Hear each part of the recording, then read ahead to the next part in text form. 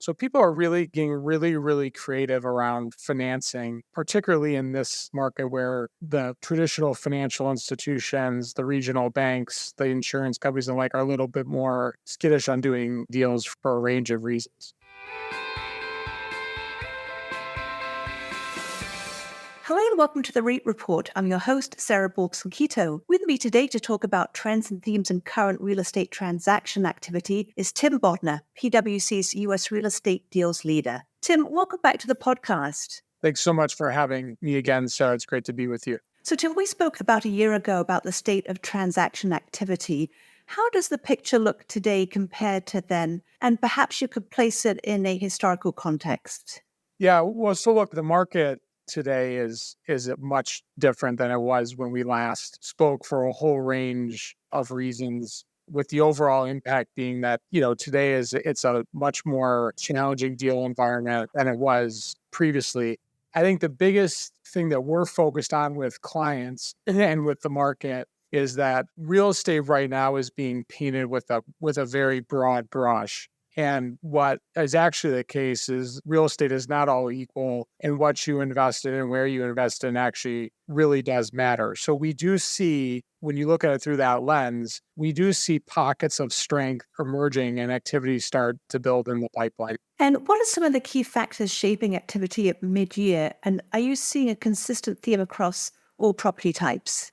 So on your last part of that question, it is not a consistent theme across all property types. We continue to see, in terms of areas of strength, we continue to see strength in logistics. We continue to see strength in self-storage. We can continue to see strength in areas of the hospitality sector. We see a tremendous amount of momentum around experiential related assets, which you can kind of bucket into things such as wellness resorts, casinos, mixed use entertainment districts surrounding sporting venues. So there's a lot of strength in the market. Even in the office space where there's the most negativity in the market presently, we even see pockets of strength in office. In fact, there was a deal just announced yesterday in office space that is being viewed as a bit of a potential bellwether for a turnaround in that sector. So there are definitely challenges in the office sector, but it's mainly the kind of Class B, Class C office buildings that are going through some challenges. So all sectors are not created equal, and that's how we would look at it.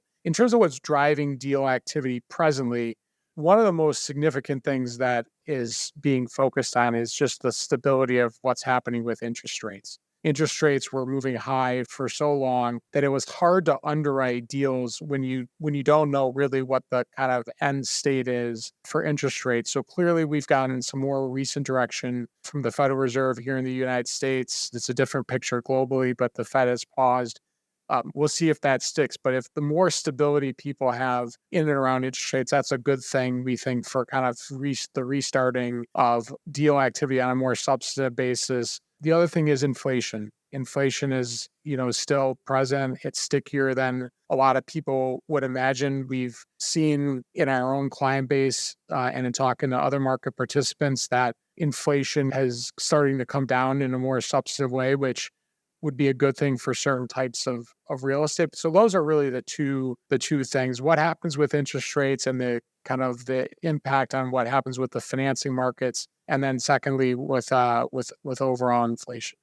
And given the environment that we're in today, what are some of the strategies that are being used by companies to get deals done? What we always like to say is that real estate goes in cycles. And one of the beautiful parts of real estate people is that they're some of the most creative people in the world. They always figure out a way to get things done. The biggest part of what we see where the most creativity is around how deals are financed. And so there's a number of more active market participants in this market than we saw kind of in the last cycle. So you can think of things like sovereign wealth funds. You can think of capital sources like family offices. You can think about the role of certain tax incentives and other things.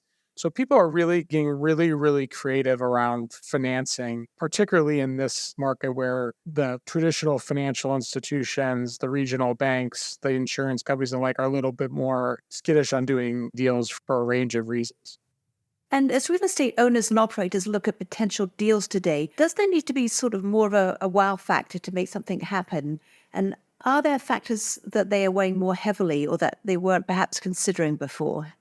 What is most important from our perspective around deals getting done in this market that people are focused on is the stability of the underlying trends that are driving activity in that particular sector. So if you look at a sector like logistics, there continues to be a significant shift of things online, and it's been there, and we've even seen new forms of that happening.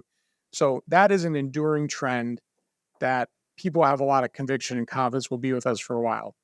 Another example is experiences. It is incredible the amount of when you're out in the marketplace and you're around venues or places where people want to be, to socialize, to be with each other. It's incredible what's going on, not just here in the United States, but I've been on the road a fair amount in Asia and the Middle East and Europe, and it's the same thing in those parts of the world. And so those two things, like stability of enduring trends, and then like the experiential part of an asset class, is where there's a lot of energy and attention for sure.